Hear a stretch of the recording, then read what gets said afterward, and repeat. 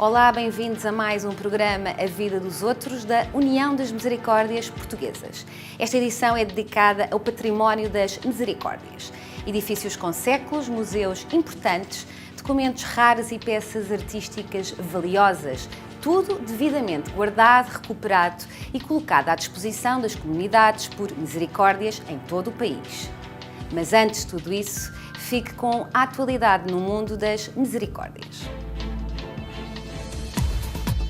A União das Misericórdias Portuguesas assinou recentemente um protocolo com o Instituto da Segurança Social e com a Fundação Gulbenkian, com vista a definir a gestão e atribuição de apoios às populações afetadas pelos incêndios de junho na Zona Centro. O provedor da Misericórdia de Grândola foi distinguido com o Prémio Nunes Correia Verdades Faria, da Santa Casa de Lisboa.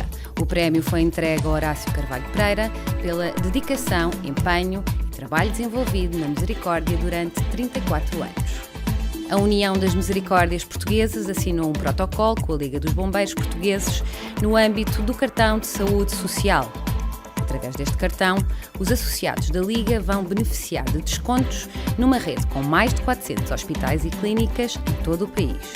O vinho tinto de 2014, Quinta da Raboa, produzido pela Misericórdia do Fundão, conquistou uma medalha de ouro no 10º concurso de vinhos da Beira Interior.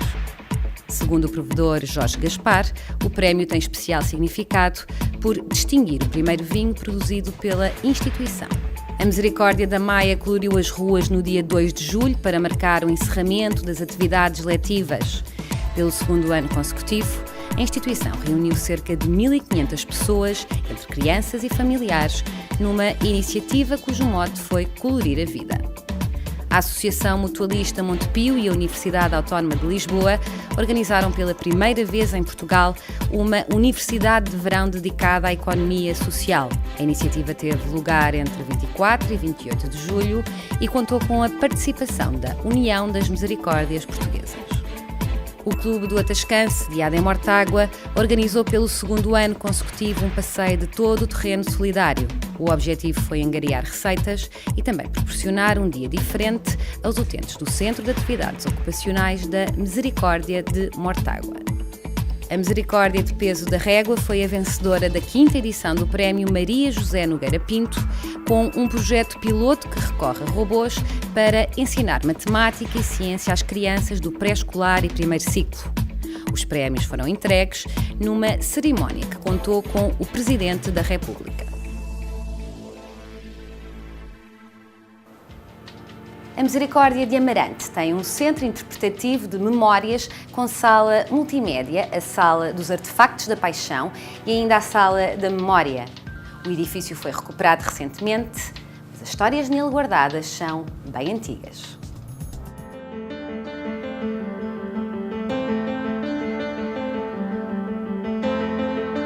O Centro Interpretativo de Memórias da Santa Casa da Misericórdia de Amarante, ou CIMA, resulta de um investimento que ronda os 400 mil euros. Para se fazer a história do país, tem que ter a história das misericórdias. Desde 1498 que elas existem e, portanto, muita da história do país passa pela história das misericórdias. Portanto, as mais velhas, como esta, que tem 488 anos, têm documentos que muitas das vezes traçam a vida, o cotidiano, o status quo da comunidade. Portanto, isso é parte da história. É importante que, ao podermos aproveitar estes livros, nós podemos estudá-los de maneira que sabemos o que era Amarante, por exemplo, neste caso, ao longo das épocas. Nós temos hoje cerca de 2.345 fotografias de património, depois de feita uma seleção das mesmas. E estamos assim a lembrar os nossos beneméritos e acho que só desta maneira conseguimos ser dignos herdeiros deste património. Temos neste momento em curso o restauro da igreja, que precisa já de olharmos para ela, nomeadamente no aspecto exterior, para que não hajam infiltrações de umidade. E depois temos uma parte importante que é tratar dos documentos, da parte documental. Uma coisa que vai, com toda a certeza, levar o seu tempo, tem os seus custos e que nós não deixaremos, inclusivamente, de recorrer ao Ministério da Cultura.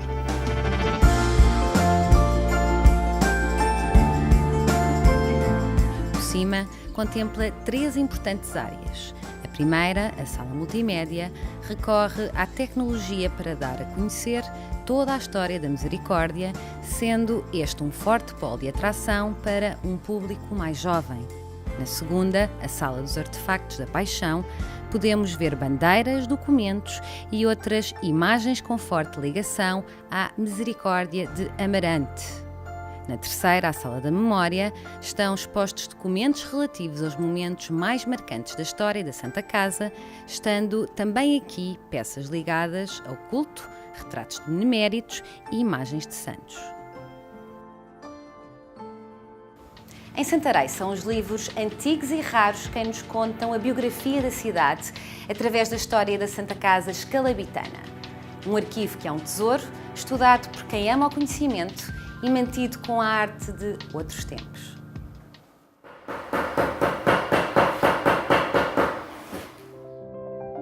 O martelo e os cadernos de folhas impressas são companhia habitual de Marta Bori, técnica de encadernação na oficina da Misericórdia de Santarém. Marta dedica-se à recuperação de livros degradados, na maior parte dos casos por ação do tempo ou negligência dos proprietários. Marta cuida deles e restitui-os à vida com mais saúde e melhor aspecto. Eu digo sempre, para mim um livro é como um bebê, tem que ser tratado com cuidado. Pronto, e muito mimo. Por isso é que eu gosto, na parte de encadernação, gosto muito da parte de restauro, porque é uma coisa que dá prazer, um livro vir desfeito, velho, roto, e no fim da encadernação tem um aspecto que muitas das vezes os clientes ficam admirados e não conhecem os livros. Isso dá-nos um prazer enorme. Esta oficina nasceu para ensinar uma profissão aos jovens integrados no Lar dos Rapazes, uma das valências da Misericórdia de Santarém. Os alunos do lar aprendiam com quem fazia e com os anos chegavam a mestres encadernadores. Queria era mesmo aprender esta arte de fazer encadernações. E assim foi. Cá estou já desde 1978, mais ou menos. Porque isto é artesanal, é uma coisa que a gente dá a gosto, no fim, da gente agarrar um livro e pronto, e desmanchá-lo e cozê-lo e depois pôr uma capa nova. Acho que dá gosto mesmo.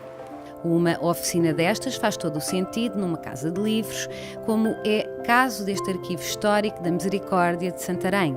Nestas estantes carregadas de volumes forrados a cor antigo, predominam os manuscritos com centenas de anos. Testemunhas silenciosas de mais de 5 séculos de memória e vivência de uma instituição que marcou e continua a marcar a história da cidade. Em Santarém há poucas pessoas que leiam este tipo de livros. E denota-se, de facto, essa falta. E eu sou dos poucos que ainda se mantém e que gostam de o ler. Porque cada leitura, cada página, cada livro que aqui está, encerra a história de um outro escalabitano que nós não conhecemos. Passou muito tempo e, como eu costumo dizer, precisamos descobrir novos heróis. Os heróis destes livros são gente de outros séculos que não conseguiram vencer o anonimato da sua morte e esperam pacientemente por algum investigador com gosto e curiosidade. Qualquer investigador, qualquer utente que precise de consultar os livros, bastará vir aqui à biblioteca e consulta o volume que precisar e aquilo que desejar. Portanto, é um serviço que está sempre aberto a toda a comunidade, especialmente ao mundo científico e académico. A disponibilidade do Arquivo Histórico da Misericórdia de Santarém inclui 2.000 livros e cerca de 4.000 documentos avulso. É uma riqueza nacional, tanto do ponto de vista informativo e documental, como do ponto de vista patrimonial, que a Misericórdia de Santarém cuida e guarda com zelo e profissionalismo.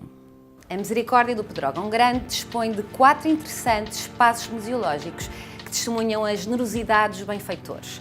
As heranças e os legados deixados às misericórdias continuam a fazer prova de que a confiança nas Santas Casas é justificada. Adélia Capitão, colaboradora da Misericórdia de Pedrógão Grande, é a anfitriã habitual de quem pretende visitar os museus que constituem o vasto espólio cultural desta instituição. Ao longo dos seus 547 anos de história, a Misericórdia de Pedrógão Grande foi acumulando um património artístico diversificado. Parte do espólio foi adquirido pela Irmandade, mas o mais significativo foi doado por beneméritos. Manuel Nunes Correia foi o último grande benfeitor de Pedrógão Grande, ajudando a Misericórdia e os pedroguenses. Papel relevante teve também a sua esposa Eva Nunes Correia, que acompanhou o marido no legado de vários edifícios, o mais emblemático dos quais veio a transformar-se em Casa-Museu Manuel Nunes Correia. A Casa-Museu existe desde 1990, foi inaugurada pelo Sr. Comendador Manuel Nunes Correia, o último grande benemérito da Misericórdia de Pedrógão Grande, que colocou na casa onde nasceu o pai dele os objetos da família. As lembranças, a história da família, doou este museu à Misericórdia de Pedrógão Grande para ser preservado para a memória futura. No património cultural da Misericórdia de Pedrógão Grande, destaca-se também o Museu Pedro Cruz, pintor lisboeta que viu a sua obra preservada pela Santa Casa Pedroguense. O espólio do museu é constituído por 68 quadros a óleo e ainda outras obras de desenho, esboços e esculturas, ilustrando todas as suas fases artísticas. O Pedro Cruz, um museu que data de 1986, foi um pintor que nasceu e viveu em Lisboa, morreu em Lisboa, um homem do século XIX. Este pintor terá de certeza passado por Pedrógão, uma vez que num dos seus desenhos aparece a Ponte Filipina e a barragem do Cabril. A Capela do Calvário é uma das joias de Pedrógão, sendo o centro do culto religioso celebrado durante a Semana Santa. A pouca distância da Capela do Calvário fica a Igreja da Misericórdia, que data de 1470 e acolhe nas suas dependências um pequeno mas valioso museu de arte sacra. É com certeza uma das mais antigas do país, que tem um museu de arte sacra junto à sua igreja, com um vasto património religioso, nomeadamente uma Virgem e um menino do século XII, século XIII em madeira, e outros objetos de património religioso que estão lá colocados nesse museu. O provedor da Misericórdia de Pedrógão Grande considera que este espólio é, sem dúvida, de interesse cultural. Sendo uma instituição pequena, que tem 130 trabalhadores, é uma instituição rica em património.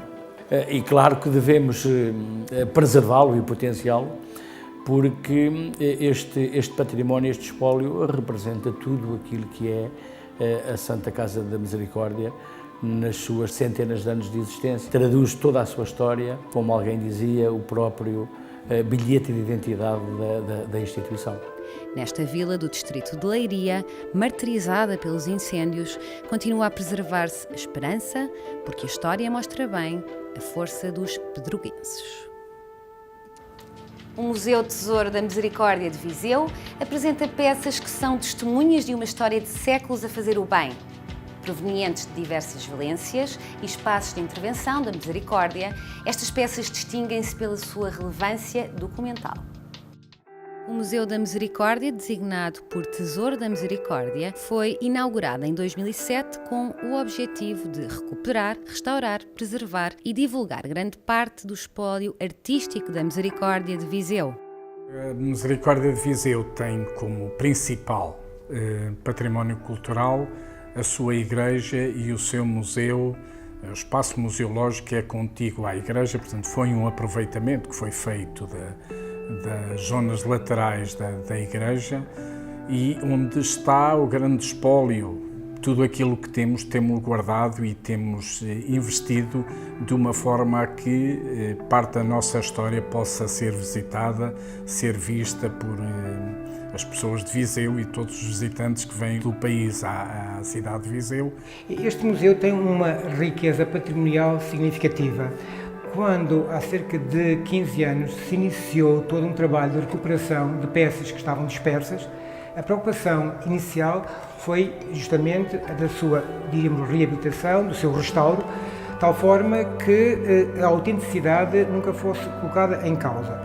Por outro lado, houve a preocupação de reunir aqui peças provenientes de vários edifícios, não apenas ligados ao culto, mas ligados a outras atividades, designadamente aquelas que transportam uma memória de espaços que tiveram um papel relevante na história da Misericórdia de Viseu. A antiga botica, que foi durante muitos anos, desde os primórdios, desde o século XVI, foi componente existencial. Por outro lado, houve a preocupação de restauro das peças mais icónicas, designadamente aquelas que têm a ver com a escultura. Temos a componente do retrato, da pintura, das telas. Temos também a componente documental, temos a componente fotográfica, temos a componente do nosso órgão, o órgão barroco, e hoje a peça mais emblemática do barroco em termos musicais na cidade de Viseu. Temos ainda a componente na outra ala, na ala sul, que é dedicada às exposições temporárias. Portanto, há de facto uma diversidade que permite que o visitante, em função da sua motivação, encontre-se sempre aqui qualquer motivo que seja uma mais-valia para a sua formação e quando sair da visita ao museu diga aprendi alguma coisa, independentemente do seu grau de conhecimento. Tanto recebemos aqui miúdos nos infantários, aos quais possibilitamos que realizem a chamada caça ao tesouro. Temos depois uma atividade consagrada e replicada no país, que é o xadrez nos museus. Temos também, depois para um público sénior, iniciativas que correspondem a uma preocupação mais de um conhecimento mais aprofundado e que revelam depois também um grau de referências que nos obriga a adaptar o nosso discurso a esse mesmo público. Distinguido pela Associação Portuguesa de Museologia, o Tesouro da Misericórdia pretende continuar a desenvolver a ligação entre o historial de Viseu e o da instituição, relevando o papel que esta assumiu no contexto da promoção social e no desenvolvimento da cidade. O Museu do Trajo de São Brás de Alportel é uma instituição singular que alia o valor das suas coleções à intervenção cultural na comunidade.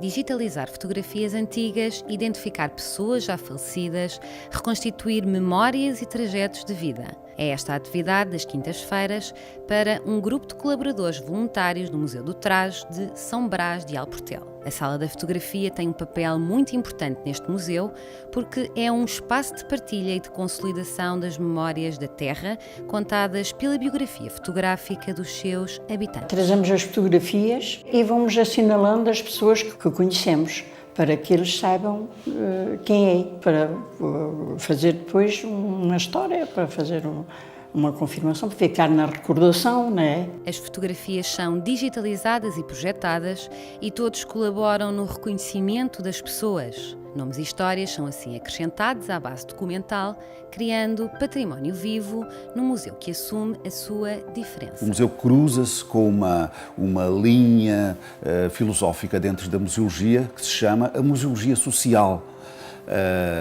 também conhecida por nova museologia, que valoriza muito mais as pessoas, menos os objetos, procura trazer as comunidades para dentro do museu e desempenhar funções sociais por via da cultura. Este grupo é um dos 30 que o museu acolhe em múltiplas atividades artísticas e culturais. Verdadeiros amigos do museu, ao qual entregam tempo e afeto numa dedicação que faria inveja aos mais importantes museus do mundo. Coisas que acontecem aqui orgulham-nos e fazem-nos sentir que, de facto, faz sentido pensar na cultura como algo diferente. Até poderíamos chegar à conclusão ou perguntar se não será a cultura a 15ª obra de Misericórdia. Mas como o nome indica, este museu é do Trajo, o que significa que São Brás de Alportel tem um valioso património em belíssimas coleções de vestuário antigo e historicamente significativo. Na sala do vestuário tradicional, o visitante encontra exemplares raros do que de mais típico se usou no início do século XX algarvio. As décadas da Primeira Guerra Mundial estão também representadas com abundância de peças de elevada qualidade.